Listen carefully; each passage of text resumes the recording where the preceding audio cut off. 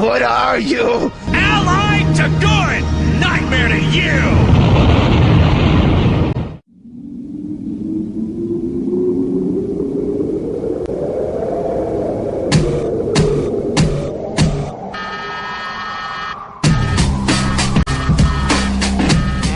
Welcome to the Motion Parallax Initiative, episode Crisis on Infinite Earth. Really? I'm gray-haired Superman. I'm DJ Anti-Pope X. I am Hung. Seriously, this is RC. I'm not going to claim to be gray-haired Superman. This is not Kingdom Come by Alex Ross. Well, you do got some little gray hair on. Oh, never mind. No. What? I know I'm old, but I'm not that old. Yeah. And this is the Motion Parallax Initiative. Yes. Welcome back after a long hiatus. Thanks. Mostly it's my own fault, so. But also thanks to the big happenings here in Atlanta, aka Momocon. Yeah. Ooh. Year 10, 14,500 attendees. Yeah, that was a pretty big weekend for a lot of us. Oh yeah. I'm pretty sure Momocon is pretty much stepping up from what I heard for next year, right? Yeah, next year it's moving into the Georgia World Congress Center.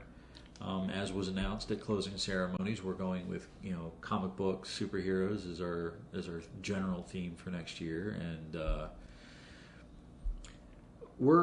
the plan for the convention is to kind of continue growing certain aspects. They want to improve the gaming, and they're going to be reaching out to Riot Games. Hopefully there will be a lot more League of Legends activities and events. They love us. The League of Legends guys, they had a blast running the hospitality suite in the Marriott, and they're looking forward to do it again. And we're hoping to build further relationships with a lot of the board gaming and card gaming development community, not just the local guys as well as the major studios, because there really isn't a large gaming convention in the Southeast, not like BlizzCon or some of the other ones or E3 or not E3, not like PAX or PAX East, where it's mostly video games. The board gaming has kind of fallen to the wayside. There's another convention that's literally called the Too Many Video Games Con or something. I would actually love to go. Well, that's something that the convention is trying to expand upon, and they also want to bring in a lot more of the comic book creators. There are a lot of artists and writers that live within the Southeast. A lot of them that are local to Atlanta. And these are people that work for both DC, Marvel, Vertigo, IDW. There are so many people here. It's part of the reason why when you go to Dragon Con and you go to the comic books artist alley, there's so many great artists because they're all local. They're not traveling very far away. So we're hoping to expand on the comics and manga aspect as well as the gaming. So those are the two things that we're hoping that the additional space at the Georgia World Congress Center that are really going to help us out. Yeah, seeing how it's also a video game con as well, I noticed there was a huge amount of League of Legends cosplayers. Like, god damn, I haven't seen that many since. There's various other groups like Final Fantasy cosplayers, Metal Gear Solid. Can't help but There was a big Smite contingent this year. And Smite, Well, they were there. Yeah, they were there, and they're from here too. Yeah, they're from here, so that's why they're. And we're working. The convention is also working to bring them back. But I think the reason why you see a lot of League cosplay is simply because the characters are so vast and imaginative. Their character designers.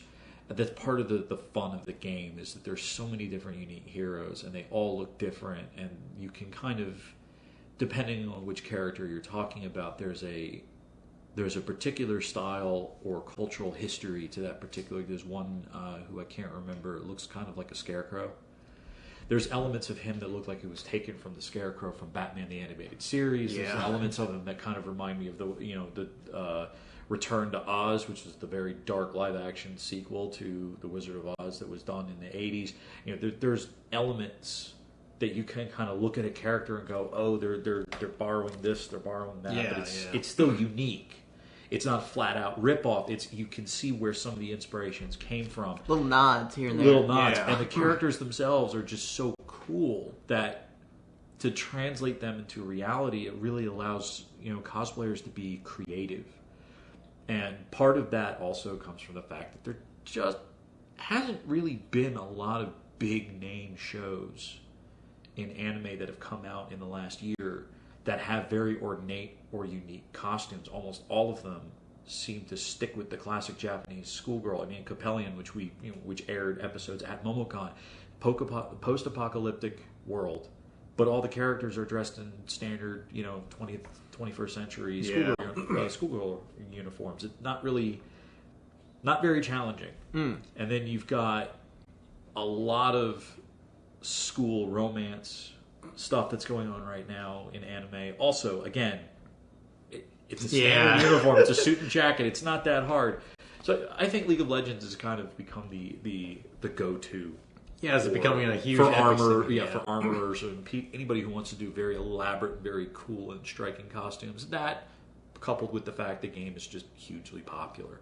Yeah, it's becoming more like the epic era of a lot of cosplayer amping, stepping up their game to coming up with such great costumes like that. It's like I haven't seen that in I don't know when. It's like first time going to convention, I thought the ones that I come across were awesome, but now it's like every now and then I'm bound to come across very few cosplayers who have such unique cosplays, like especially dressing up as like mecha robots or having armors or the ones that you would rarely see, but now thanks to this game and the huge fan base, it's just like they're all coming together. It's like now becoming just like among the other big cosplayers, like all the Dragon Ball Z characters, all the Naruto characters, now League of Legends, and of course Attack on Titan, even though they're all uniform based, but still that's like army going on. There were a couple of skin suit titans that were walking around Momocon.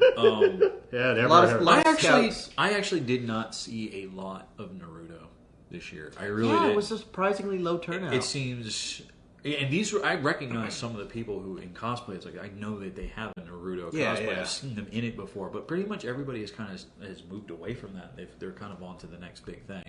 Cosplay always seems to linger on a show a little longer than the popularity of the show itself, and sometimes they'll jump ahead, and it's kind of a cue as to what's going to be next. Attack on Titan was huge back when it came out on Crunchyroll, and everybody started doing the 3D the Scouting Legion. Yeah.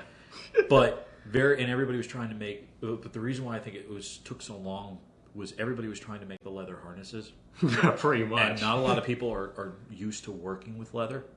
So that's why it took a while before it caught on. But then once people started posting on cosplay.org and other websites on, this is how they did it, you suddenly had this huge burst of people now making their own the outfits, the props. And that was the thing that blew me away. Is the majority of the guys who were in the Scouting Legion I think I only saw 4 or 5 blade sets. Right. And that was it. Everybody else was just in the uniform. There was very few people who actually had the blade holster, and the gas pack. Yeah. Very few people are capable of building something like that. And very few people dress up as Titans, including female Titans. Like, they just took a lot of time trying to go for it. And, Yeah, Shayla has a really good Titan. Yeah. Well, that's one of those costumes where you can just take you take a simple white bodysuit, Yeah. and you got to paint it. And some people are good at it, some of them aren't. Especially if you want to do the ones where the skin is missing, you're showing the underlying fat layers and the musculature. That takes a lot of time. I have yet to see anybody do a kind of a Hellraiser, Clive Barker quality version. It's all paint. It's all paint. I've never seen a Titan without missing epidermis where there was kind of a sheen to the muscle and the fat, because that's what it actually does look like. Yeah. And truly, have the detailed fibers. No one's actually done that yet. I seen. But granted, that's incredibly hard to do because that's not paint. That's literally you start with a bodysuit and then you have to sculpt that out of latex in order to get that amount of detail, and you have to paint it right. So I'm waiting for that.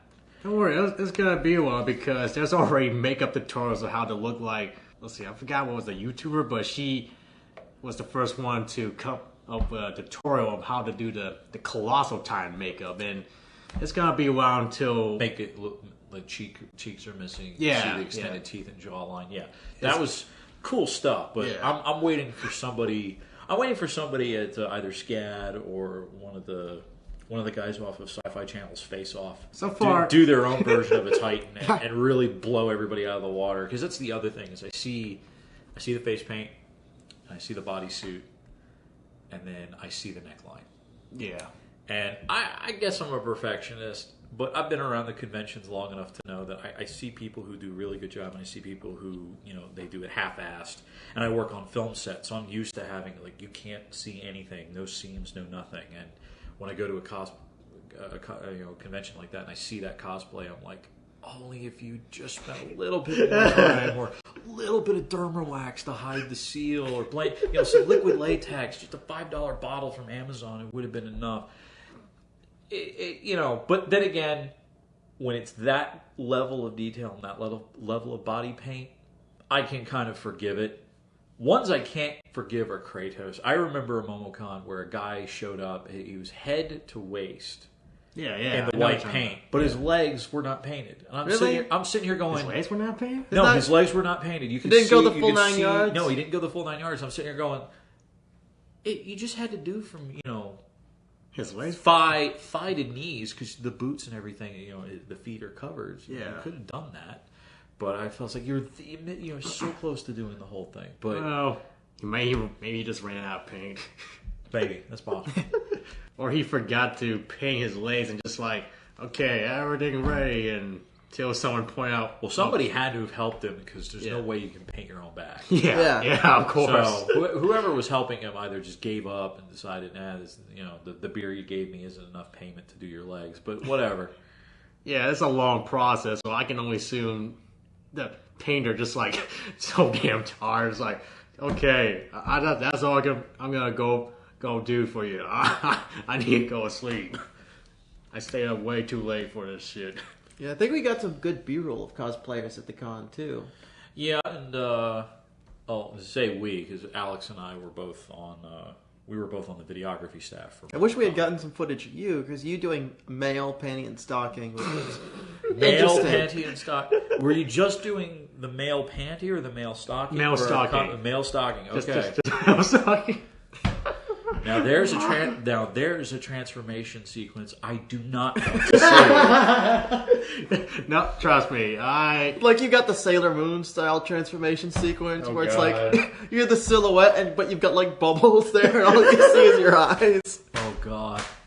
Speaking of it, honest question and honest response. Who here has been watching Sailor Moon on either Crunchyroll, Hulu, Netflix since it got picked up by Viz and is now being released legally and legitimately in subtitles here in the United States for the first time ever? I remember watching as a kid, but since finding out, I think a few days before Momocon, I don't have a Crunchyroll account, so I'm missing out a whole lot. Well, it's on Hulu free. You don't need a Hulu. Oh, okay. You don't need a Hulu Plus. Granted, that means you can only watch it on laptops, desktops, and PCs, but at least you can watch it free and legitimately. Oh, wow. For the first time ever here in the States. I mean, I remember watching bits of it weekday mornings. Yeah. It's on 7 a.m. Up in Jersey would have been on Channel 11 WPIX. It was the English dub, and so to see it subtitled for the first time, and actually to see episodes that were never dubbed here in the States. So this was the first time I ever saw it. Lost episodes. Not lost; they were just never brought over, and it's all within the first literally episode 1 was broadcasted here, but then they skipped 2 through 4. And go straight to 5, and I'm like, wow. Oh. I was right off the bat, I get to see episodes I've never seen before. So I'm caught up now. I'm up through episode 6. They're releasing 2 episodes every Monday from now until all of them are up. supposedly. I don't know if they're going to stop it after season 1 or whatever, but they're releasing everything here. The DVDs and the Blu-rays are coming out supposedly by fall. I don't know how that's going to work out, though, because the person who created the series, she has final say, not only on the Japanese seiyus who are voicing the new anime, which starts in a couple weeks. Yeah. She gets final say on the new English dub. Ooh, like Kojima. Yes, like Kojima. So basically, all the voice actors out there who want to apply, it's not just Viz that you have to impress. You got to impress the creator of Sailor Moon to get the part. But she's one of the few mangaka who actually retains that much control. Most of them, it's general entertainment contract. It's through Shonen Jump, they have established relationships with either Madhouse, Studio Bones, or the other studios, and they license it out. And sometimes the creator gets some input. Yeah. But she's the only one I've ever known of who has, even in Japan, she gets final say on everything. The only time that she didn't was the last season where they changed things. She was there's an article that says she was not happy with the final season of the original anime. Well, she's the creator of it, so yeah, she'll be. But the fact that she gets say on who is the voice actors, that's almost unheard of. Most can submit input, but I have never heard of a mangaka having that much control on their anime adaptation where it's like, this is the person who voices this character. Hey, give me some samples of who you would like for this character. No, I don't like any of them. Let's try this part. Yeah. Seriously, it's part of the reason why I'm concerned about whether or not the English dubs are going to come out fall. I think it's more likely winter because who knows how long the casting process is going to be, and if she can settle on people here in the States, or if we're going to have to find new talent. I'm actually hoping for that. I would love if every single Sailor character, or at least the five interplanetary ones, I hope that those are all new people. I don't want, as much as I love Monica Rial and some of these other women, it's like this is a groundbreaking show. You kind of want fresh blood. You want new people in it. So that way there's no preconceptions on, oh, wow, I'm listening to... Wait, isn't that Winry from Full Metal Alchemist? It's like I want somebody I've never heard before. Yeah, no. Because the dub is they're keeping all the original names, all the genders, and all the relationships. They're not changing everything. They're not Americanizing it? They're not Americanizing Really? Everything is being kept exactly as it was done in the Japanese for this version of the dub. Now, whether or not the DVD Blu-ray releases will include the original dubs that were done by ADV Films as like a special feature, that has not been announced yet. I think it would be awesome because when Funimation took over from Pioneer the rights home video for Akira, the special edition, like the 20th anniversary, if you actually load that disc, the DVD or the Blu-ray, you have the original English dub, which is horrible. You have the edited dub, and then you have the special edition dub, which is the closest to the original Japanese. So you have all three possible dubs that you can listen to, the really bad ones that are really, the most accurate.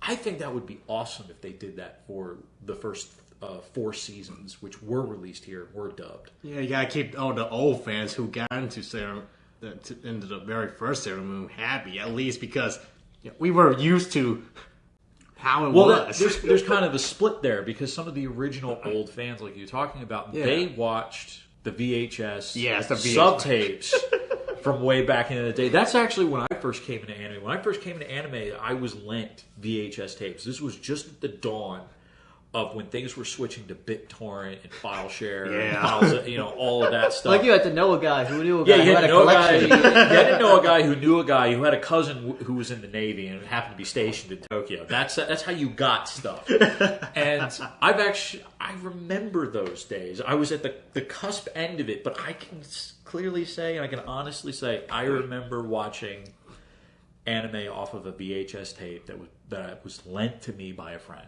I actually go back that far. That is great. And that's kind of how Sailor Moon started. But when they were bought and they were Americanized, a lot of people got the ADV box set because it was subbed. The 2003 box set, which had, I think it was the first 2 seasons. It was the first 2 seasons. They were subtitled. They were not dubbed. That came out later. So there was an official release of the original Japanese dialogue and somewhat accurate subtitling. I did not know that. I thought they were... But only for like the first 60, 70 episodes, something like that. The remaining 130 were, I don't know if there was ever a home video. There were VHSs that you could get. I remember Suncoast Video in New Jersey. I remember walking in there, and this was before I knew what it was, but I remember seeing the multi-volume VHS box set. Yeah. For Sailor Moon, it was entirely in Japanese. Even the Dragon Ball Z. Even the Funimation ones were in English. Those were English dubs that you could get here. The Sailor Moons, I remember seeing a box set that had nothing but Japanese on it. There was no English on the box whatsoever. Really? Pure original. It was a Japanese. Somebody at the store managed to get the Japanese import of it. Wow. So that's the fact that it's being brought over legally.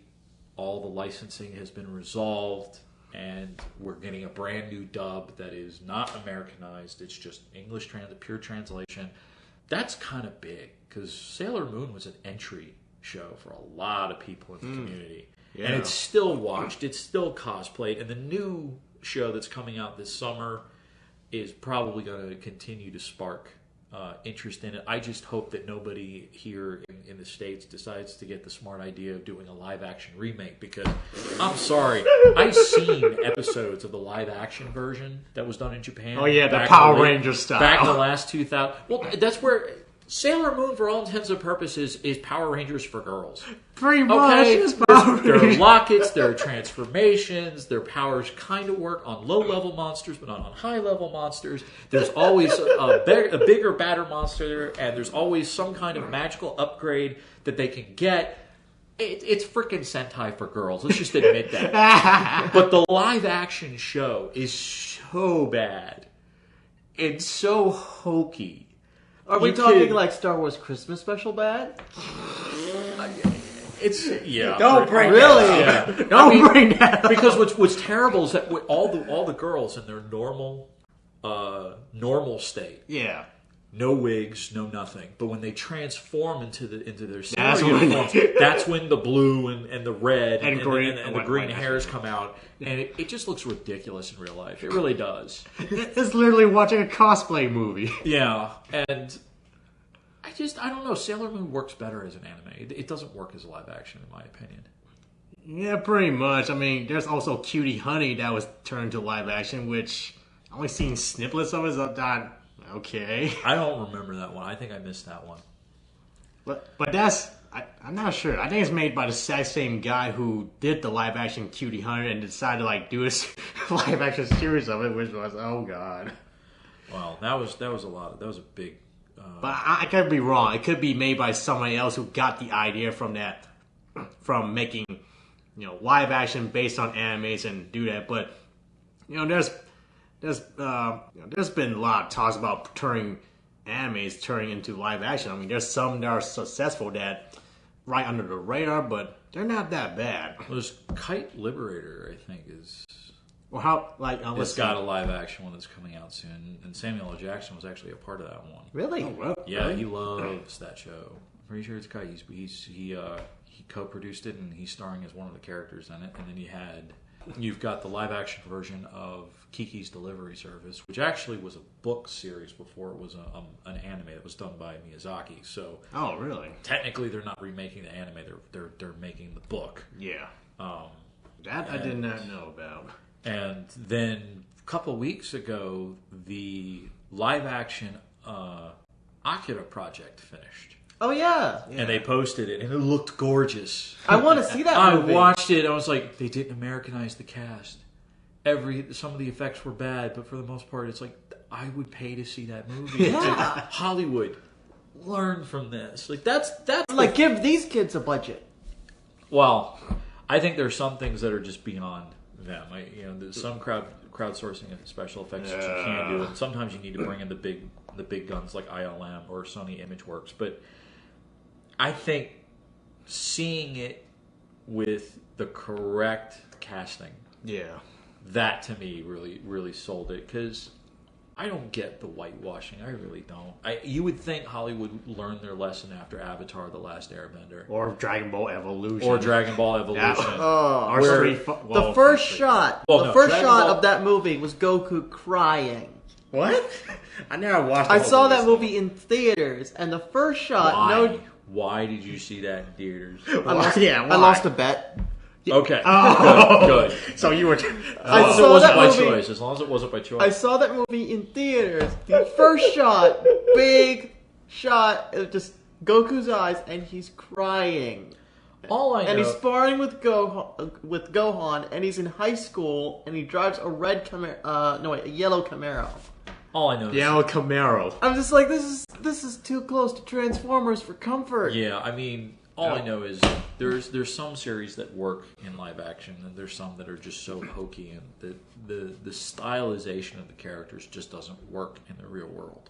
Yeah, especially like video game live action. Oh, God. Right, and Dragon Ball Z just does not work in the real world. It needs to stay in animation. It doesn't translate at all. But then there's other ones that do. Yeah. And it's just a matter of finding the right ones and bringing them over and finding an audience for them. Akira, I think, works. I mean, I have the entire... I bought the reprint by Kondasha Comics of the entire series, mainly because you can still get the original Dark Horse runs, but there's a lot of them are in pretty crappy condition depending on who held them. Mm-hmm. But no, I picked up the entire series, and I've read the entire thing, the original work.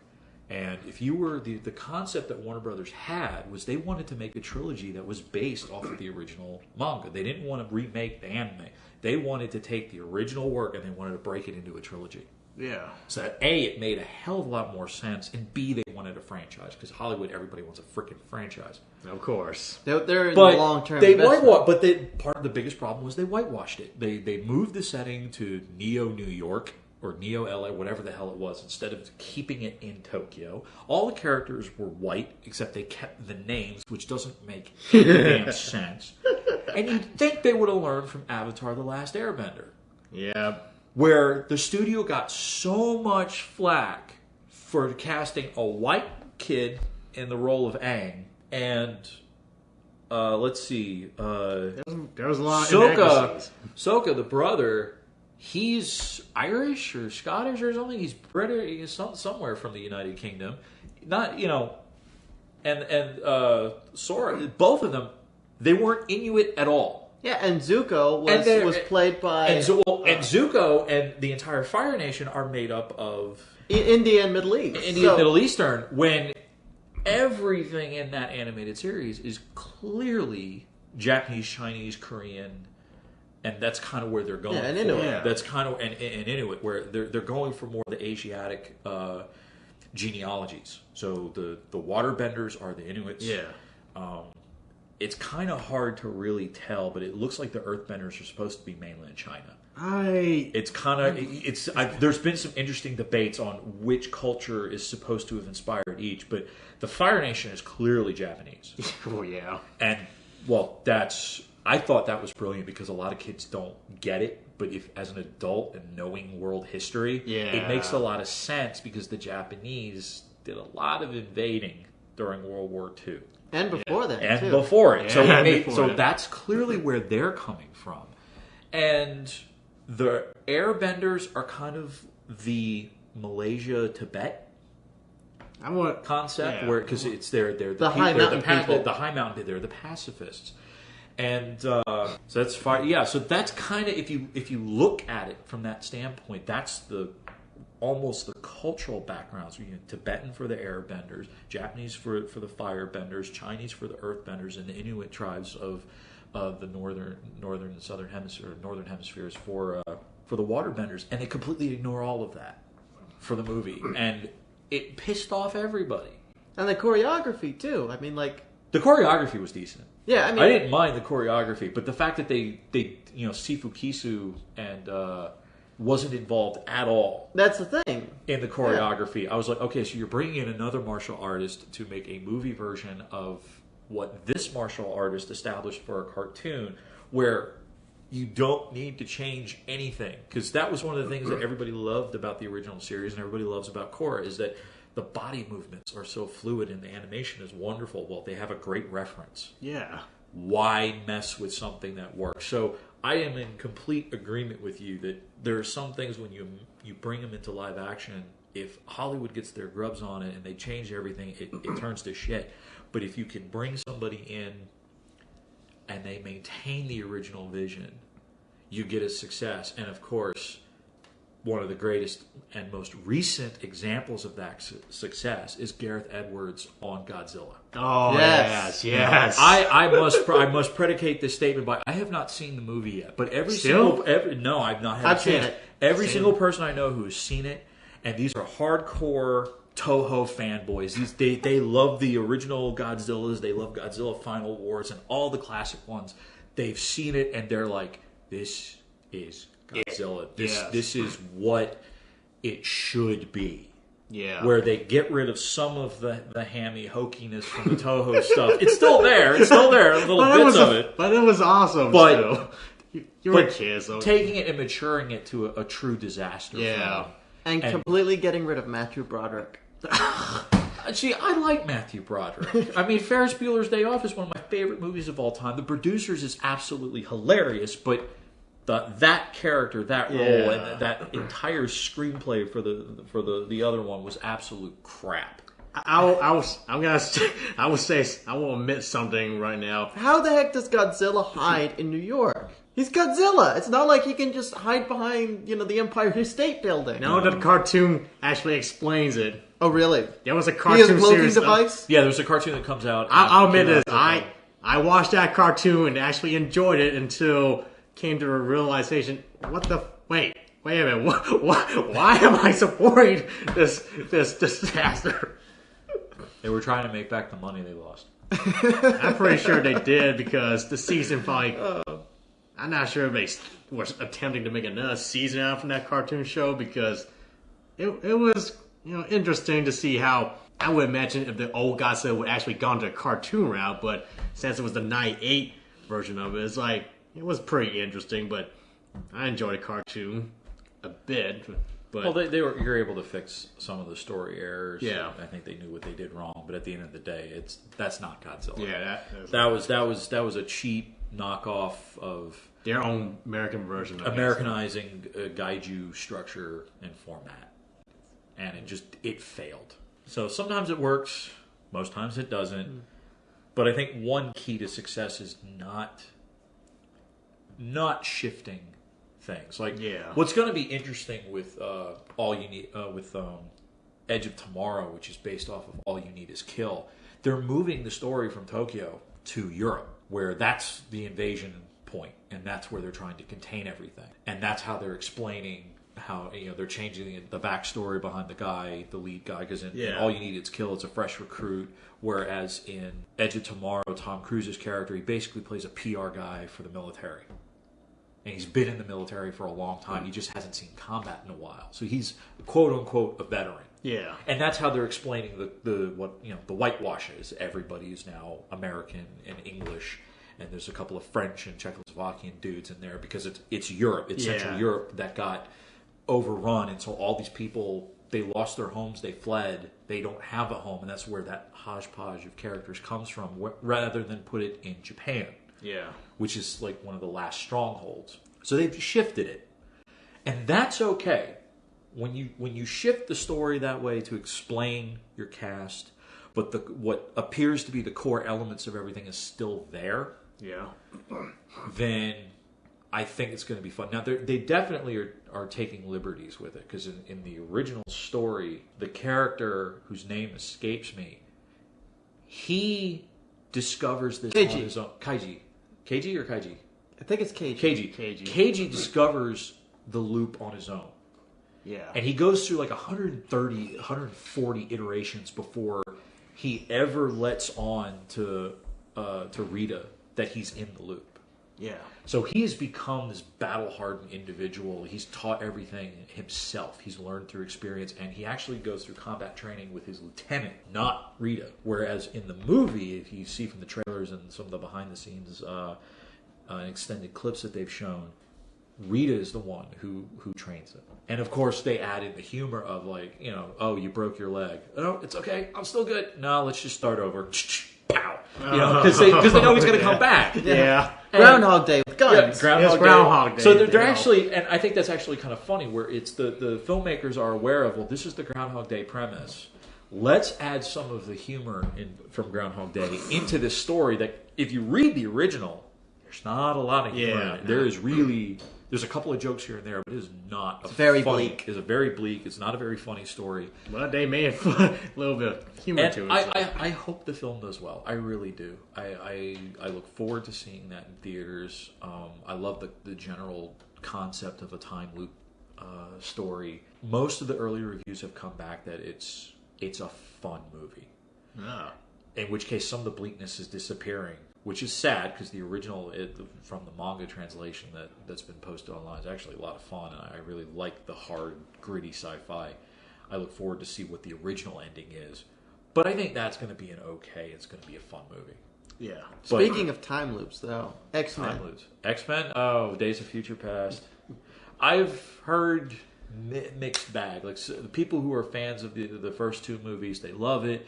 People who are fans of the comic, they say it's okay, and people who are fans of comic book movies are like, this feels like a mess. What the hell is going on? So I want to see it, but at the same time, it's you've got Maleficent coming out, and How to Train Your Dragon 2, so many other and movies. All You Need Is Kill. And All You Need Is Kill. There's so many movies I want to see. I don't necessarily know if I want to take the time to see Days of Future Past. I'm happy that Bryan Singer is back. Yeah, I don't know if it's like it's too late, or they try to bite off more than they can chew. I'm surprised that Bryan Singer's back, because last time I checked, he bailed out from the Dirt X-Men movie and did Return of Superman, and I thought, Well, that was a sketch. That actually is not. That's a mistake there. He was originally supposed to do the third one. Oh, he was.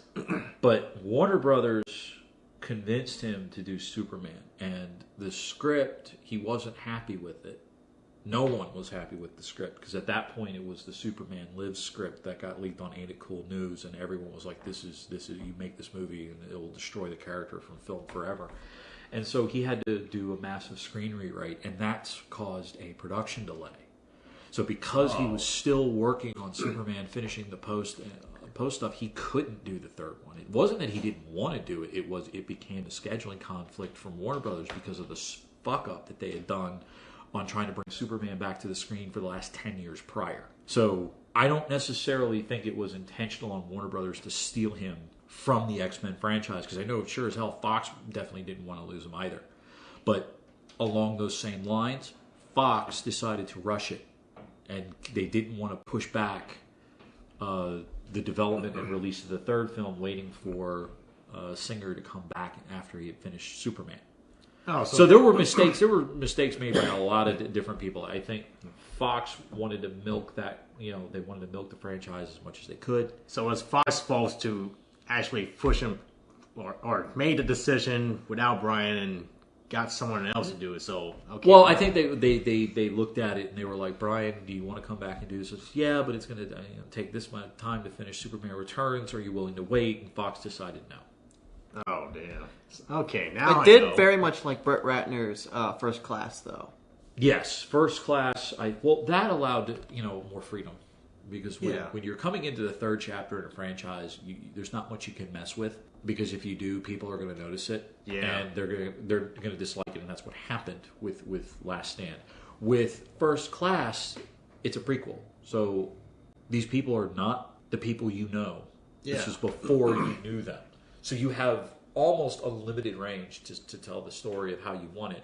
In fact, when what is his name? The guy who plays Professor X. Matthew McConaughey. Not Matthew. McAvoy. McAvoy. James McAvoy. James McAvoy was on the Late Show. Sorry, the Daily Show with Jon Stewart. He actually commented. Stewart asked him, "It's like, what was it like defining this character with Patrick Stewart? Because this is the first time you guys actually meet." And McAvoy actually said, well, what we tried to do is we looked at everything that Patrick was, and we did the complete opposite. So that way, the start point for his Professor X is somebody you don't know. Yeah. Intentionally arcing it. Exactly. And that's why the first film, he's the womanizer. He's trying, he keeps repeating the same spiel about genetics, mutations as a pickup line. And hopefully by the end of Days of Future Past, there's a little bit more wisdom and a little bit more compassion that's in the character, but not exactly the Professor X that we know and love. And the other difference is, of course, hair. Yeah. It's like mine has to have a crap ton of hair. And he walks. Well, Yeah, they explain that in the movies. So. Yeah, before he ever got this, before he was in the wheelchair. Well, the thing is, at the end of First Class, you find out what causes him to be in the wheelchair. Yeah. However, in Days of Future Past, you get this really neat sort of aspect to his character where Hank McCoy developed a serum that can restore, the use of like paralyzed limbs, but it suppresses mutant powers. Yeah. So they explain it. Yeah, so he has a moral choice. But the thing is, like, since he's kind of washed up at the beginning of the movie, he's just like he'd rather have his legs than his powers. It'll be interesting to see where in Apocalypse how much hair he has. which is going to take place in the 80s, apparently. Well, there's this one screenshot going around of how it's McAvoy in 74, which is where in 73, 74, when Days of Future Past takes place. And then in 82 is when Patrick Stewart finds Jean Grey. So he's going to lose a lot of hair really fast. Yeah, supposedly. If they stick with the established timeline from the first three films. But because there was time travel, we could potentially get Star Trek reboot, where it's like everything that happened in an alternate timeline. So what happened before, Captain, is not necessarily how events will happen again. I could be my own grandfather. So you're going to pull a Philip J. Fry? Oh, God. No. That's what I was thinking. But it's going to be interesting to see where they take it. And, it did a lot of business. It's doing pretty well still in the theaters. There's a lot of hefty competition that's coming out this summer. So Major competition. yeah, you've got a lot of big movies that are coming out. And Guardians, August 1st. right. Yeah, bring in the money. Yeah. Who's going to be Spirit the in money the sky, baby. Yeah, the latest trailer makes me happy. I saw it because I've never read Guardians, and there was definitely a fun feel to it. I understand why Marvel is nervous, but at the same time, it just looks like it's going to be a fun movie. Yeah, it looks It like really it. does. Because you got a crew that you just look at as like, they're supposed to be the Guardians of the Galaxy. Yeah. But then again, I was a fan of Firefly. I Yeah. like the misfit story. Yeah, yeah. And I like fun sci-fi. So even though I don't know anything about these characters other than what I read on Wikipedia, the movie still looks fun to me. And I think that's what is making the studio not as nervous. It's the general public that is not necessarily a fan of that kind of stuff. That's what makes them scared. But amongst the comic book guys and the fanboys, it's going to have an audience. It's going to do a decent opening weekend. After that, though, its longevity, it's going to be interesting. It is late. It is sort of like in the later part of the summer blockbuster season, Which too. was intentional. They put it later in the summer where it's not going to have as much competition from other summer blockbusters. So, And that is very smart right there. well, it's just Hollywood. Sometimes it pays to know when to release to your audience when you have something that you're not 100% sure about.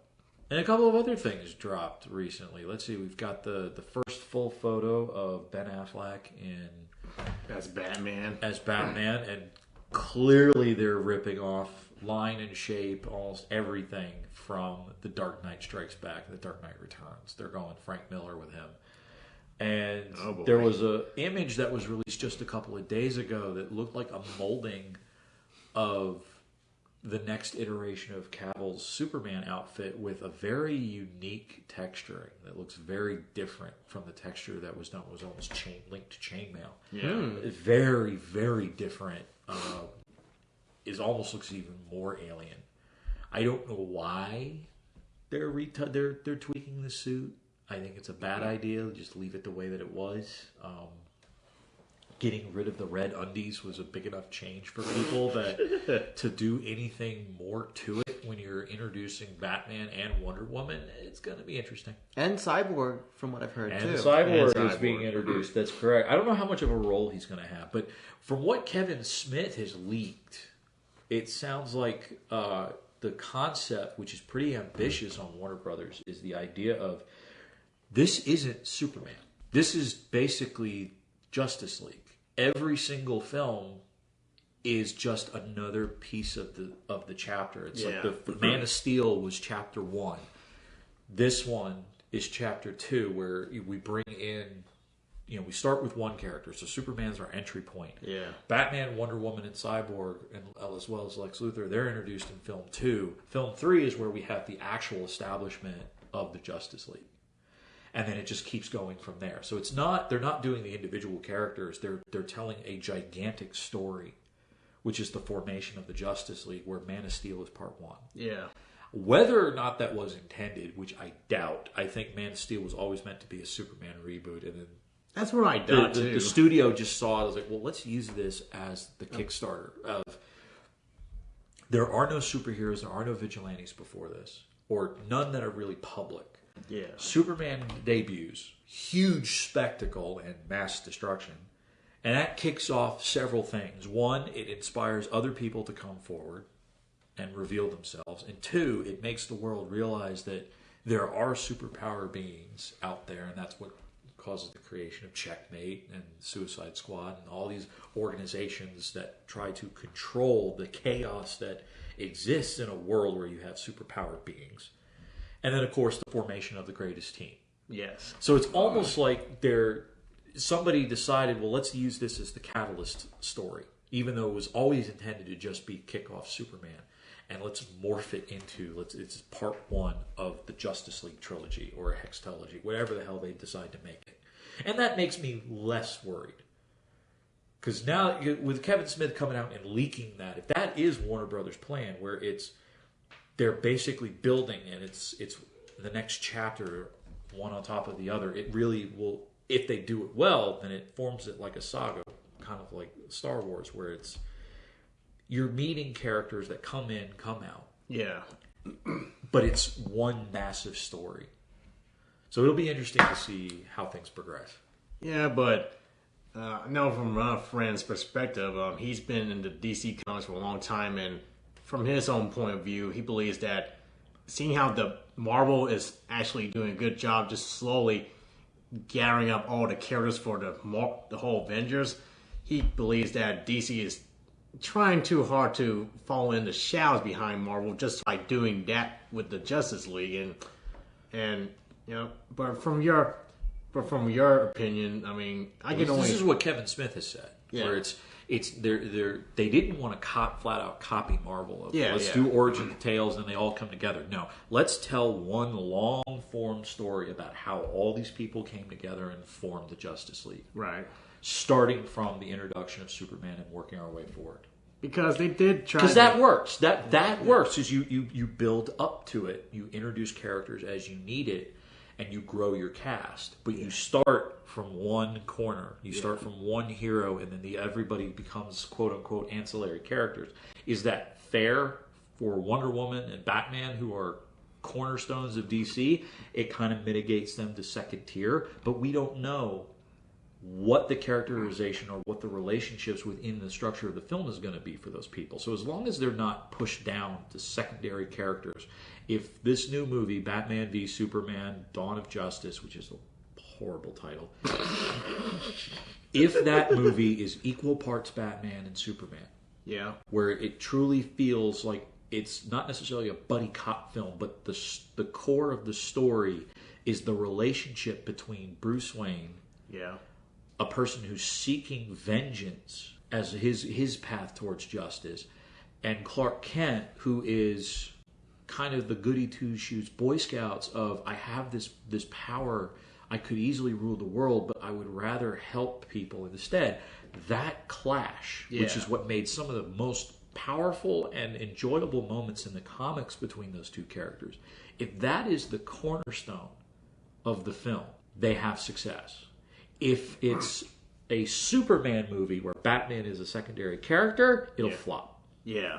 So I as mean, long it's freaking Batman. You can't just make him a sentient. exactly that's why that's what my hope is that the structure of the story and the part of Bruce Wayne, he's not secondary. He is forefront. He is an equal lead to Clark Kent. If that is the case, then the path that Kevin Smith has lined out is possible. Yeah. But if it's a Superman movie with Batman as a guest star, Well, let's hope they pull it out right, because I would actually love to see, all the DC characters coming to life for once. Because, I mean, we had Superman back then, and when they tried to do Supergirl, that movie ended up flopping so badly. I even watched it as a kid. I don't even know how accurate that was to the comics. Like, I've seen the movie, and I'm like, A lot of it you're going with the cousin of Kal-El. You're going with that version of the character. But her father didn't create the Phantom Zone. That was Jor-El. Yeah. In most iterations and versions of the mythos. And the whole magic thing is like, I don't know if she ever actually fought a magic person. So I'm curious to know where that film story came from, and if it even relates to the comics at all. I think I know where it came from. A lot of 80s blow. It's gotta be. No, they were trying to make money off Superman, and they wanted a chick who they could hire for free. Oh, wow. That could be the truth right there, but... I could just see, like, Warner Brothers saying, we apparently see 10% of the budget going to your friend Mr. Noriega in Panama? Explain this, please. But, honestly, I do want to see DC actually succeeding on their own without, right now Marvel is pretty much making the lead. DC somehow has got to make their own path in some ways, and from what you have described, it's like, it could be the possible path for DC to go down and try to succeed on doing what Marvel was doing, but Well, the thing is if you actually look at history, DC had it. You know? They pretty much had Superman 1978. It was one of the biggest movies of the summer, and it was the first superhero film that really hit and connected with audiences and wasn't camp. It wasn't the Adam West Batman movie.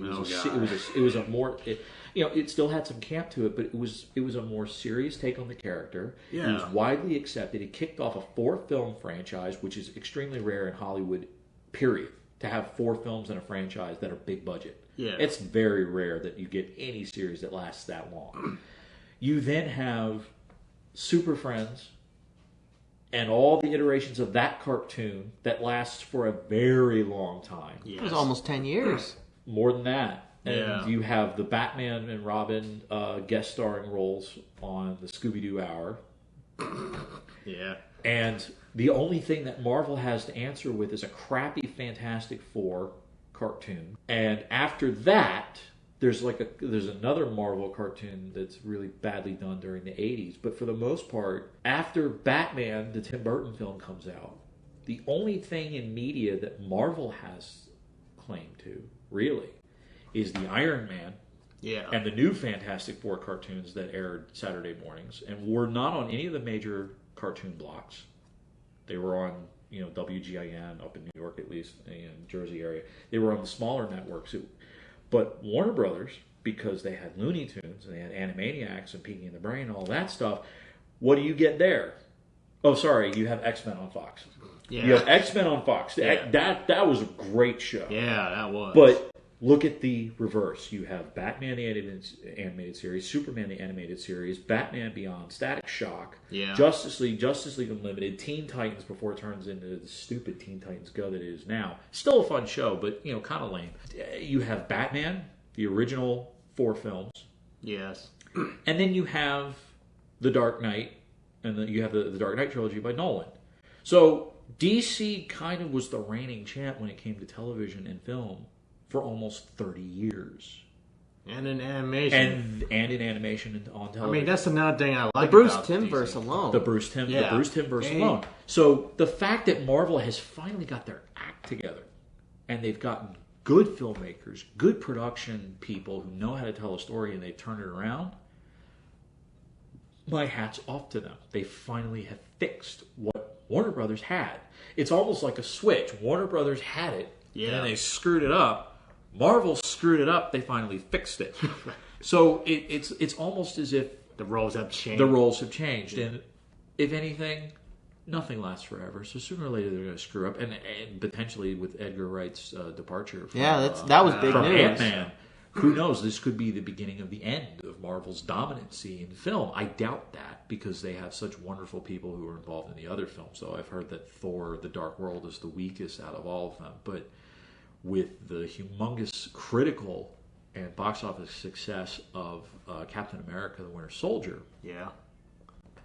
there's a lot of hope left. And Joss Whedon is still involved in Avengers 2, and he's likely going to be involved in Avengers 3. We'll see how well it survives. But Marvel is going to have its real true test when it starts breaking out and it goes into the ancillary characters, Guardians of the Galaxy, Ant-Man, and of course the replacement of Robert Downey Jr. Because sooner or later the guy's going to give up. Yeah. I mean, even he realizes he can't do that part forever. Yeah, like Hugh Jackman just said a few weeks ago, he's like, look, I've probably only got 1 or 2 Wolverines left in me. Yeah, I mean, it's brutal what he puts himself through to get that physique. And the guy's pushing, what, 50? So Damn, sooner or later... He doesn't look that old. Right, so sooner or Well, later... mutant healing powers. Yeah. Yeah. Sooner or later, the only film that he's going to be able to do as Wolverine is Old Man Logan. Which is something I would pay to see. It'll never get shot because... It's way too dark. That and Marvel owns Hulk. Oh, yeah. They own Hulk. Marvel owns Hulk, Red Skull... Yeah. And all those guys appear, and Hawkeye, and Right. all of those appear in Old Man Logan. Exactly, and there's no way that Marvel would ever approve the incestuous children of Hulk and She-Hulk. They would never approve that in a film. Ever. Because it's Marvel. And so it's going to be a true test for Marvel to see how Guardians plays out, how the Ant-Man fallout is going to work in their favor, because already... rumor mill has hit that when Wright left, several other core members of the production staff left as well. Oh. Really? So not only do they have to replace the director, they got to replace other individuals that are higher up. The cast is locked in, but Yeah, it's because they possible signed. that they have to replace the DP, they have to replace the costume designers and other individuals. Who knows? Yeah, because directors typically bring on the same DP when Right. it comes to stuff like So that. yeah, so when he left, he probably cost Marvel a delay. Ant-Man's probably not going to come out on time. It's probably going to come out a month or two months back. But the thing is Ant-Man was always a risk. Pretty much. Outside of Avengers, Ant-Man isn't well known. He's known within the Avengers storylines, but he's not known outside of it, unless you're a hardcore comic book geek. Yeah. And you can't do that. Marvel has to stick with characters that are visually recognizable. Granted, Iron Man was a tier, he was not top tier when the first film came out, but he was still recognizable enough that people. You could knew say who it Iron was. Man, Yeah, guy in armor. Yeah, guy who knew what it was. So it'll be interesting to see what happens with Ant-Man. It'll be interesting to see what happens with Guardians and all that. So we'll see. But DC. They're doing well with Green Arrow. They're doing the Flash looks pretty fun, Yeah. They've and got the guy who played the original Flash. Barry Allen is playing his dad. Yeah. Or the guy who played Barry Allen in the original TV show is playing the father this time. Oh, wow. And it'll be interesting to see how DC evolves and grows. If they are going to expand television, if they're going to do another cartoon series. They're pretty great in the animation. I'll give them that much credit because... Well, it's because it's Warner Brothers. Yeah. You've got an in-house studio that knows what the hell they're doing. Yeah. But now Marvel has that because now they have Disney, and we're gonna see the fruit. We get to see the fruits of that next year because the first trailer for Big Hero 6 dropped. Yeah. And that is clearly a Marvel property, but it's also a Marvel / anime property. It's kind of the boy robot saves the city, Right. kind of a thing. We'll see how it goes. Speaking of Warner Brothers and animation, though, I think you've got something to tell for Momocon. Oh yeah. For those of you who were there, it was a huge treat for my generation specifically. Rob Paulson, Jess Harnell, and Tress MacNeille, along with Maurice LaMarche. Yes. Yakko, Wacko, Dot, Pinky, and the Brain, and Dr. Scratch and Sniff, Hello Nurse, and several other characters. The Animaniacs. And the Yes. songwriter, too. And the songwriters. songwriters were all present at Momocon this year. It was the first time in 22 years that the five of them had been brought together, and it was the first convention ever that that all three of the Warners were ever present together. So it was a huge, huge day for a lot of us in the fan community. By the way, that was just the NSA again. The NSA peeking in? Okay. But it was a lot of fun, and it was huge for all of us to kind of to relive that moment. For me, it was the sing-along panel on Friday night when Rob sang Yakko's World, and one of my personal favorites is Yakko's Universe. I love that. It's a great big universe. Yeah. We're all really puny. I love that song. And it ended with all four of them coming out on stage and leading a group sing-along of the Animaniacs main theme. That was just huge. Oh my god. That was a great moment. And they did a script reading with Dante Bosco of The Matrix, which was hilarious. It was so funny. And there was a reunion panel for both Animaniacs and then a reunion panel for just Rob and Maurice of Pinky and the Brain. And all of them were shot, filmed, and I know that the Matrix and the Pinky and the Brain panels are now up on YouTube.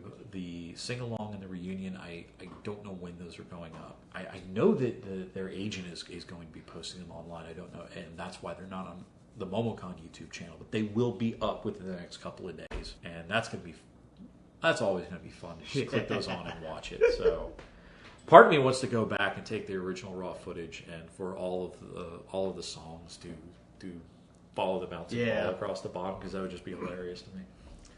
My god. Just sort of do like the Disney sing-along bouncing ball thing. Yep, do the Disney sing-along bouncing ball. I think that would be great. But knowing the fans out there, they're probably going to rip the YouTube video, and somebody's going to do it for us. I don't have to lift a finger. Somebody else go do it. Yeah, let the diehard fans figure out all the songs and write out the lyrics and put it right there. Well, the lyrics are available. Like, people have actually documented it on Wikipedia, so that stuff is easy to find. It's just there's not a lot of high quality footage of the performances live to do it with. So that'll be fun.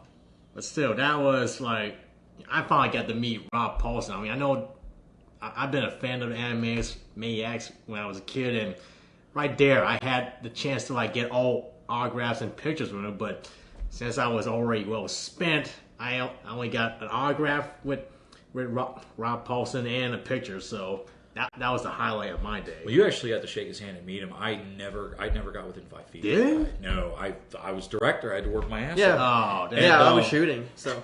Really? The staff at Guest Relations, they were a huge help, and I thank them deeply. They did a great favor to me. Chris Gigalis, who's their head director, I want to thank him personally. They took DVD box sets, both of the Critic. Nostalgia Critic, yeah. No, the Critic. Oh, The animated The show. animated the show. Oh, The Critic. I bought these Tuesday last week. I had them next day shipped by Amazon, and the first volume season of Animaniacs, which I'm really pissed off about. What? I'll get to that in a minute. Pissed off. I'll explain that in a minute. This is a So anyway, story right I here. buy them in, I get them in, and I give them off to them, and I ask them, can you get these signed for me? And it turns out Reese wasn't doing signatures, but they managed to pull him aside in the green room as a favor.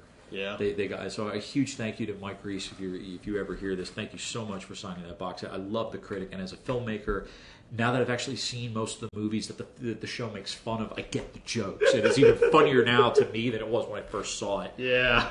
But for the Animaniacs, they managed to get Paulson and Tress MacNeille to sign the Animaniacs for me. Oh, these are magical Earthbender beads. Oh, Earthbender beads. Like Mike Ross bees to me. Yeah, anyway, they managed to get Paulson and Tress MacNeille to sign the Animaniacs, but what Tress did was hilarious. Paulson did the all, hello, nurse, Yes. Yakko, and then he signed his name to it. But what Tress did was she put her name next to every character on the box set that she voiced. Oh. So she signed next to Dot. She signed her full name on Dot, but then when you flip it over, she puts Tress, Arrow to the nurse, Yeah. Tress to the Pointing out hippo, all those characters that they all voiced. to point all the other characters she did. So she signed the box set like 5 times, which I thought was hilarious. So that was just great. Now back the critic. The reason why I'm pissed off about not the critic. The reason why I'm pissed off about Animaniacs is that my favorite episode of all time is Potty Emergency. I love that episode. That just gets me every time I watch it. The reason why I'm pissed is because it's the first episode on Volume 2. Oh. So I'm like, off by one. I'm so pissed. So now part of me is tempted to not like. I want Jess Harnell to sign Volume 1 because I want all 3 of them together. Yeah. But part of me wants to also pick up Volume 2 and then get Harnell just to sign Volume 2 and write out Potty Emergency, because that's my favorite. That is literally my favorite episode of the entire series. Is that one skit? That one makes me laugh every time I see it. For those of you at home, RC is probably the most animated I've ever seen him. Right now. Yeah, right now. That was my childhood. And when the con was over Monday night, I met up with a friend, and we were just kind of, getting drunk, eating wing nuts, and just kind of crashing because we both had a rough weekend. And we started off with the first disc of The Critic. He had seen episodes, but he didn't remember them. And so we just watched the first disc has the first 8 episodes. We just marathon through them. Yeah. And we're laughing our asses off because there were jokes in there that he didn't remember or he'd never seen. And he was like, oh my God. Stuff this that is went over brilliant. his head. Yeah. No. He just didn't remember the show or he didn't see those episodes. And he was laughing his butt off. And then we flipped to Animaniacs and we got through the first 2 episodes before we were both like, yeah, Worn out. we're both ready to pass out at this point. And the first 2 episodes had Yakko's World, and It's a Great Big Universe. Both of them were in it, so we both got to watch. And the funny thing is we were quoting lines, we were singing along to the opening number, we were singing along with It's a Great Big Universe, and I'm 31, I'll be 32 in October. He's a couple of months after me. He turned 31 back in April. 30-year-old men, and we're singing along to a cartoon show that we remember when it broadcasted 22 years ago. And everything just melted away. It was a great moment. It just gets me every time I ever hear United States, Canada, Mexico, Panama. Yeah, and my hat's off to the guy that he still remembers it. Like, wow. Paulson remembers. And they wrote it in lyrics. verse too. Yeah, he went back and the guy who composed it, he went back after all the recent changes and he modified the ending verse to include all of them. So that night, at Friday night, we got to hear the original version and then Paulson did the new ending. I remember catching that panel, which I pretty much was there only for like a few minutes until I had to leave out to go to the party. When they sing, I forgot what song it was, but they mentioned that there was part of the lyrics where they sung "It's a Small World After World" or somewhere in that tune has that Disney tune. Oh yeah. And also they say that they were told they couldn't include because didn't want to face copyright problems. Yeah. So, That was the joke ending, I think. To So- Yakko's World or something like that. but hearing that, like, oh my God, that would have been awesome if they did include, but legal, just Well, certain parody only protects you so far. Yeah, And true. Music is one of those things that you can't even reference or use chords beyond a certain amount before you start. You've breached. Even if it's in parody, you still can't do it. Like I can't take somebody actually did a really funny. They took "Do You Want to Build a Snowman?" from Frozen, and they changed it into "Do You Want to?" What was it? It was something. It was really bad. It was really wrong. It's like, do you want to kill somebody, or do you want to do something along those lines? Technically, the music they kept. They didn't change any of it. They just changed the lyrics. Yeah. And you would think that because they changed the lyrics and it's all supposed to be in humor, that it's fine because it's quote unquote parody. Yeah. It's not.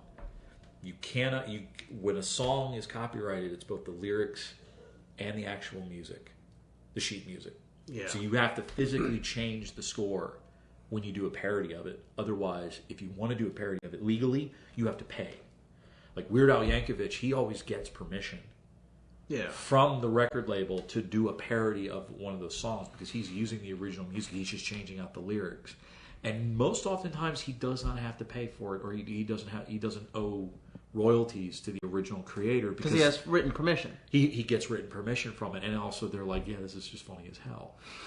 But there's only a few times that he did get in trouble, like doing Coolio's Gangsta Paradise. Yeah, see, that was a miscommunication. He actually thought that Coolio was okay with it. Oh, yeah, but he wasn't. He only got permission from the record label. He never got permission from Coolio. Yeah. And so when Coolio found out about it, it's like, that's why he doesn't perform it anymore.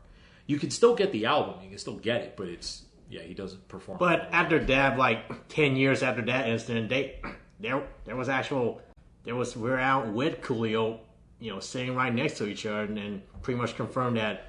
Well, that was because of White and Nerdy. That was just brilliant. The way that the way that he took that song and he turned it into White and Nerdy. I mean, everybody in the rap community was like, "Yeah, hats off to you on that one. That was just brilliant." Weird Al is one of those like magical characters that has been like relevant for decades, and he has not lost. He's not lost a touch of humor. No, he hasn't. He did the most recent thing that I've seen him do was on College Humor.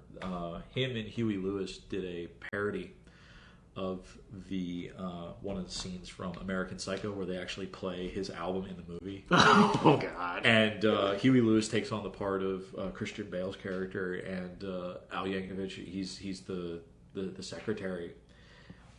And or the partner, the business partner who he kills with the axe, and it's just absolutely hilarious. Like they're literally timing it. And instead of talking about the album, they're talking about American Psycho. And it is shot. It's the same apartment. Oh God, that is so meta. Wait! It's the same apartment. The camera and the editing is exact. And there's actually a point where, remember in American Psycho, where he puts in the tape and he starts playing Huey Lewis and he shuffles off screen? Yeah. Well, that's when he puts in the DVD. And it jumps immediately to that scene. So you're literally looking at the picture on the TV of Christian Bale from the movie and Huey Lewis, and they're side by side in time to each other as they do the shuffle. And you're just like, this is brilliant. And it ends with Huey Lewis burying the axe in Alkovich, Weird Al's face for making the parody album that he did of, I forget which album it was that he made fun of, but he did a parody of Huey Lewis, and it was just the two of them there, both having the sense of humor. Let's make fun of this. It was just brilliant. But I'm curious. I haven't heard anything new from Weird Al since White Nerdy. I don't think I've heard any of his new stuff since. I know he's done stuff. I never hear it. Well, I guess I have heard a few times from his new stuff after White Nerdy, and since then, I don't know.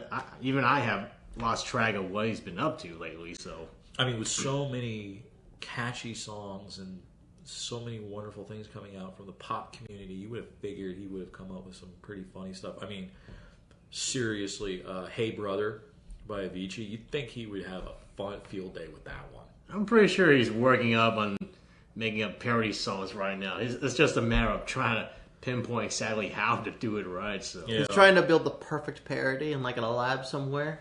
Yeah, he doesn't have to worry about making a parody of Mumford and Sons. They did it themselves. That music video they did with all those guys from SNL was and that was just hilarious. Wow.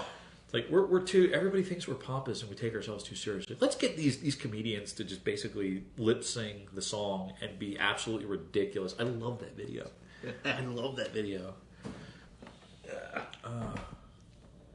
Wow.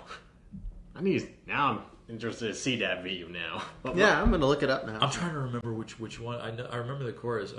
I probably Hopeless. I think it's Wanderer, or I'm a Hopeless Wanderer. I think his name is. I can't remember. It's from the latest album. From their latest album. All right, yeah. I'll definitely check that out. It was huge when it hit. It was a lot of fun.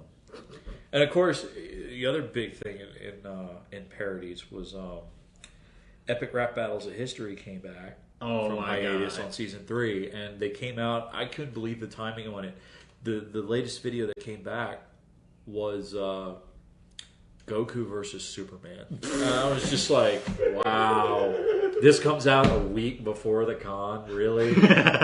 Oh, You probably knew. It was actually really, really funny. Like, they made fun of all the things that I would have made fun of. Like, they make fun of the fact that the fight scenes are everybody screams, but there's only one frickin' punch. So they did the over 9,000 joke. Yeah. And of course, the ending line from Goku is this fight only has one way to end: another Superman who's never going to walk again. And I was like, wow, you're going to take a stab at Christopher Reeve. You got it. Oh, But that's nowhere near as bad as the one that they did with Eastwood versus Bruce Lee. Bruce Lee. That one is just so dark. That one is so dark. that I have not seen. I want to see that now. You need to watch that one. Of all the ones they did, the most brutal one-liners back and forth are Eastwood's. Eastwood's lines against Bruce Lee are just so cold. They are so harsh. I'm like, oh my God, did you have to beg forgiveness from a priest after writing that? Because it's just, wow. No, they are real. Like, watch the video and you'll be like, ooh, too soon? Almost too soon? Oh, it's horrible. And I Now, thought, this is Bruce Lee, a man who's been dead decades. Yeah. Well, yeah, just they're. You gotta watch it. You'll understand when you watch it. It's just very, very, very, very harsh. But the Goku Superman one was a lot of fun, and I thought the Hitler versus Darth Vader was kind of crossing the line. I love that. I love that train. all of those kind of cross the line. Hopefully they won't do another one. A lot of people have said like every season should start with Vader versus Hitler, and I'm like, no. The whole joke behind it was, they did the first one. Everybody loved it. They wanted a sequel. So then the guys said, okay, let's turn this into, let's make fun of the Star Wars trilogy. So that's where the whole Empire Strikes Back comes into play. And so if there's 3, Yeah. they hate the prequels. So let's leave it at 4, 5, and 6. Yeah. It was fun for a while, but they know for a damn fact that they cannot let this go on too long. Yeah, now what would be really hilarious is if they decided to do a epic rap battles that was Star Wars versus Star Trek, but it's J.J. Abrams rapping against himself. See, that would be hilarious. It's like it starts off with Gene Roddenberry and George Lucas. Oh God! And then in the second verse, it's J.J. Abrams versus J.J. Abrams. It's like, wait a second, how can you rap? Wait, what? What's going on here? Somebody's got to send Wolverine back in time to fix this. Well, they got Snoop Dogg on there, so why not? No, it'd be parodies. They wouldn't actually get the real people, but I think that would be hilarious. I thought you meant actually gang him. No. He would never do it, but I think that would be hilarious if it was J.J. Abrams versus himself for the second half of Star Wars versus Star Wars. It starts with Lucas and Roddenberry, and then it turns into JJ versus JJ. Oh, that'd be hilarious. But he actually did a video. Some new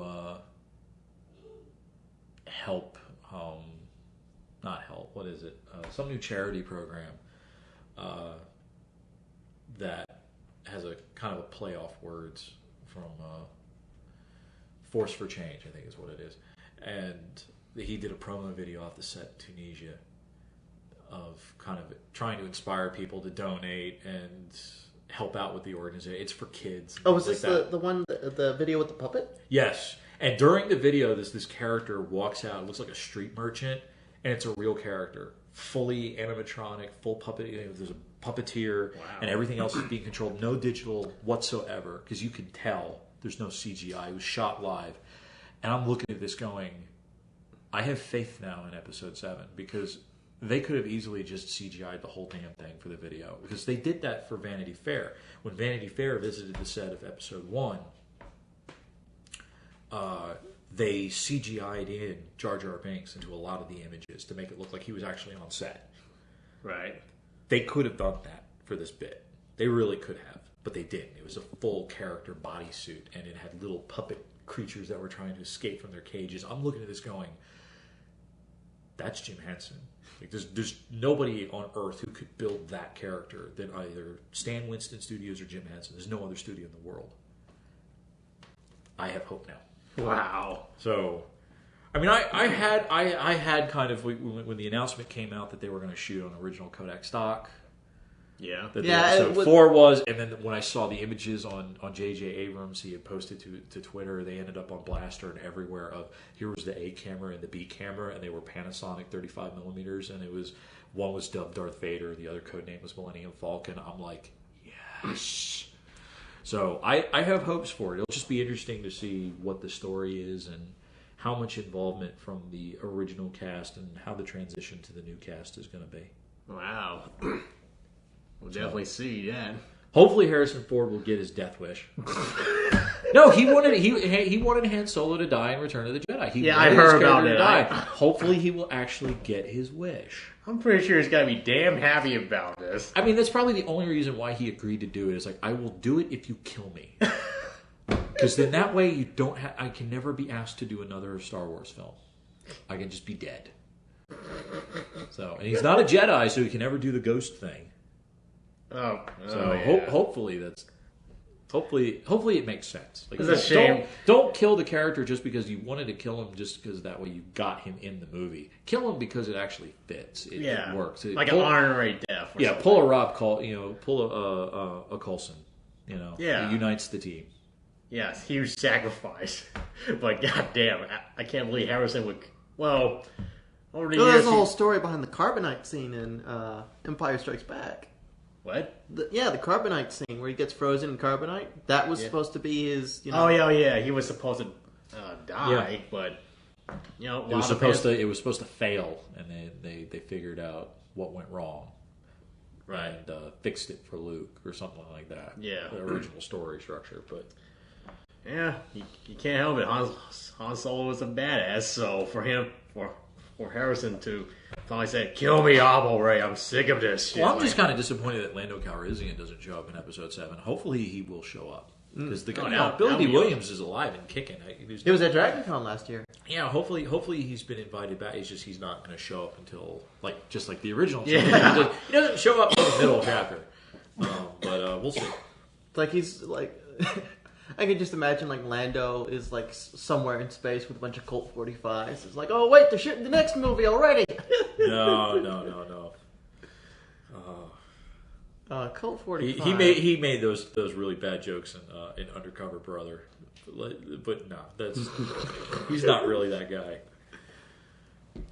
He did those ads though. He did do those ads. Pretty much. Yeah. I've actually tried Colt 45s. I don't get the appeal. I've never had Colt 45. I've tried it once. I will never try it again. Not my thing. Really? No. See, I'm more of like a craft beer kind of guy. So like there's this place called Battle and Brew here in Atlanta. That's kind of like an esports bar.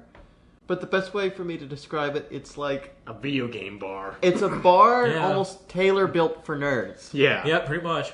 Yeah, I've been to a couple of their trivia nights over the years, and I've met up with friends there a couple of times. I haven't had the opportunity in the recent years just because I've just been so busy. I think the last time I went was when they were at the old location before they moved.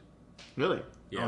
Oh, the very first location? Yeah, wow. That was the last time I was there. I have not set foot in the new building yet. Oh, wow. Well, they're actually going to be moving to Sandy Springs. They're moving? Yeah. Didn't they haven't finished that yet? No, they haven't. So they're still... they're waiting for their lease to run out before they move. Oh, okay, so they're still in the old location. Yeah. All right, when does the lease end? I don't know, but they said that they're just waiting for the lease to run out. Okay, well, I wish them the best. I know the new location is going to have a lot more space. The kitchen's going to be larger, which hopefully will speed. Like, the food is wonderful. I love the food there, but it takes forever during a trivia night. But then again, there's like 150 people in the damn building. So there's like 2 people in the kitchen. Yeah, there's only 2 people in the kitchen. So hopefully the new location will allow them to, prep food faster. But at least, I look forward to it. I wish them well, and who knows? Maybe with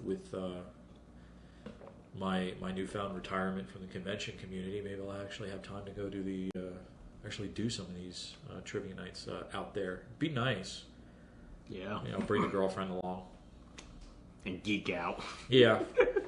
She's a Star Trek nerd, so I can use her for Star Trek nights. She can help answer those questions. Yay. Yeah, I've been doing trivia out there for about a month now, and last week, not this previous Wednesday, but the Wednesday before then, I was on the team that won, and the prize was a life-size doll of the girl that Rick shoots in the opening prologue of Walking Dead. Oh yeah. And 2 passes to Momocon.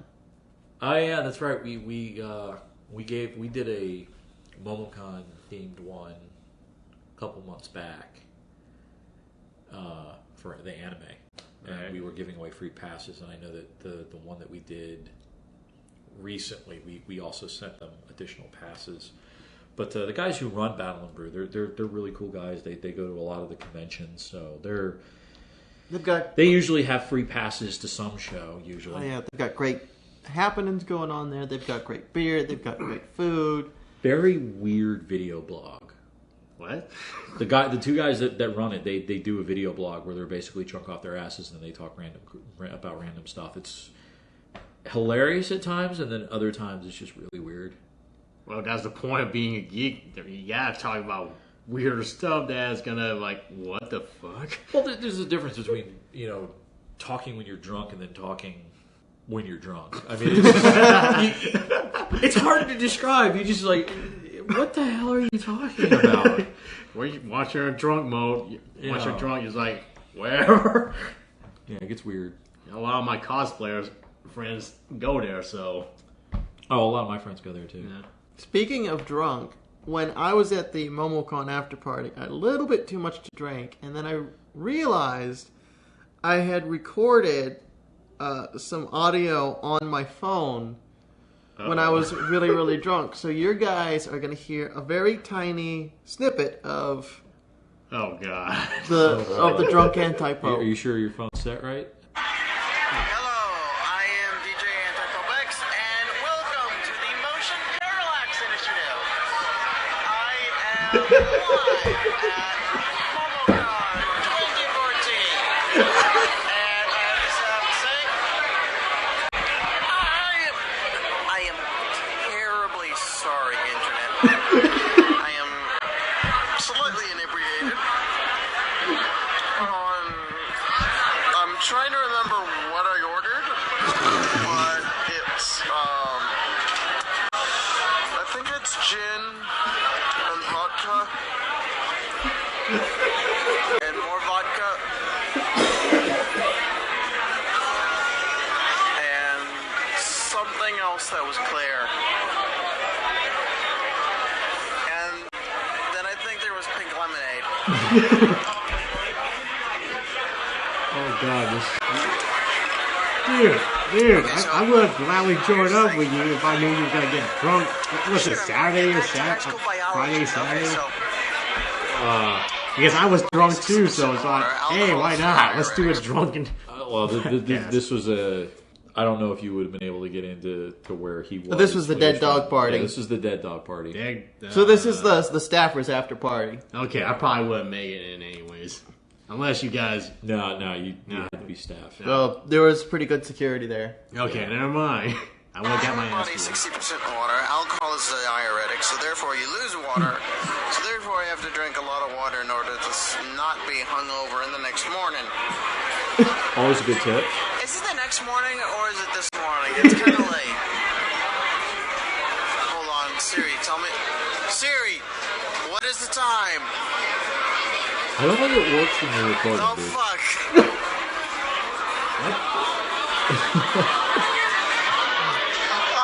Are you talking so loud? No, wait, sorry. I'm terribly inebriated. I think this is funny.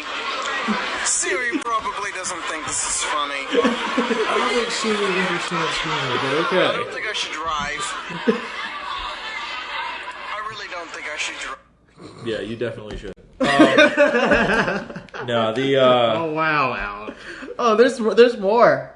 I don't know. Oh, there's more. I think you should keep that because it might be used against you in court of law. So, But he's still here. He hasn't gotten in trouble yet. well, we take care of our own at Momocon. No, the after party at Momo, it can get a little wild at times, but no, we we're all there just to kind of relax and let loose, but we take care of our own. So, we make sure that people are okay. And if we see somebody that's gone too far, we usually stop it. Like, I actually saw you before I left. I don't know when you recorded that, but I know TC was still with you. And I actually pulled TC, also a staff member on the videography team. I pulled him aside and I actually told him, you were not to leave that room until you had a glass of water. And you weren't to go to bed until you had a glass of water. Just to make sure. Because some people, when they're drunk, they know, and then some people, they don't know how to I take apparently care know of too themselves. much when I'm drunk. And clearly. Yeah, I can tell. High school biology. But no, it's always fun. You can think that far back when you're drunk. Wow. No, it's always a fun after party. That's one of the things that's weird. I remember the first Momocon. There was no after party. There was it was just the 9 or 10 of us, the core directors, and we just kind of hung out. And then we had a post-con meeting where we just kind of ripped the show apart and made fun of people. And you got a medal too. This con. I got a medal this convention. Yeah, I did. You got a medal for it? Rory got a medal, and I got Earthbender beads, which means that Mardi Gras bees. Well, no, you have to be very, very inebriated in the presence of an Earthbender in order to get these beads. Or you just have to happen to walk by Sifu Kisu when he was handing them out. Yeah, that too. Is that too? No, all of us who had been with the convention for 10 years, during opening ceremonies, we were given a Oh, wow. custom award, 10 years of amazing service, the Momocon Award of Excellence. So yeah. When they were passing those out, I could have swore I heard the Star Wars theme playing, and someone must have had it on their phone, and I was just like, That was kind of the intent. Somebody actually, I actually found out later that one of the team members actually instructed the center camera to frame it exactly like the ending shot of episode 4 when all of us had our medals. So that way we could we had that little moment. Hats off to anybody who remembered the movie. So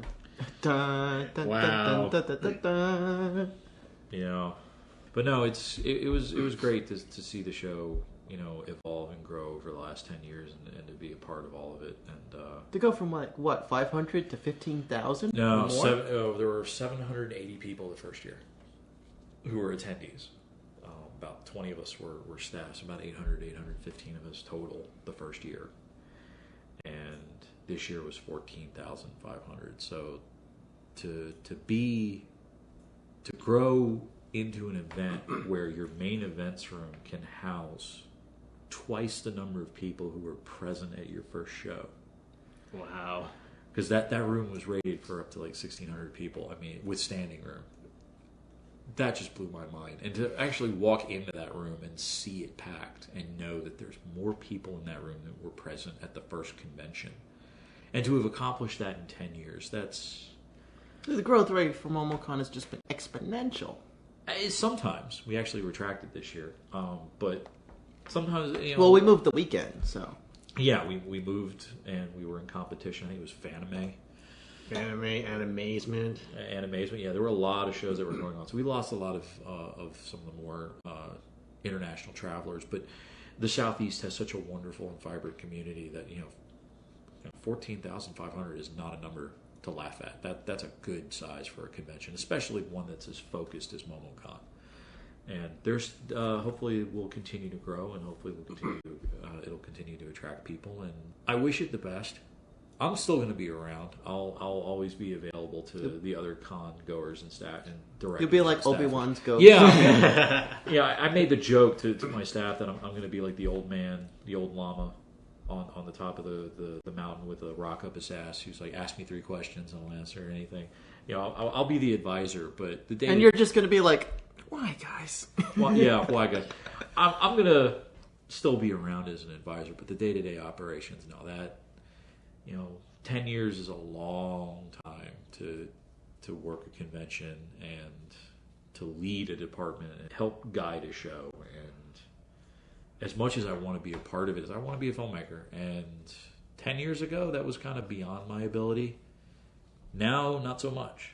Yeah. So you become wizened and wise. Yeah. So the ways of the Force. I don't know about that, but it's it's just time to move on and move on to the next step in my life, and I'm still going to go to the shows if I can. Like if I'm not filming anything and I'm available, I'll still swing by, and I'm still going to volunteer at Dragon Con when I can. And but yeah, it's when you've been a part of a show for that long and you've seen it grow that way, it really hits you when you see how much it succeeded. And to be part of a and show that and brought the potential, the potential. I mean, a lot of people may not be aware of this, but the wedding proposal, the marriage proposal that happened during the costume contest. Oh god, yeah. That was the first time anybody has done anything during a panel. During a panel. like that scale. But there was a marriage proposal that was done, I think, in year 5.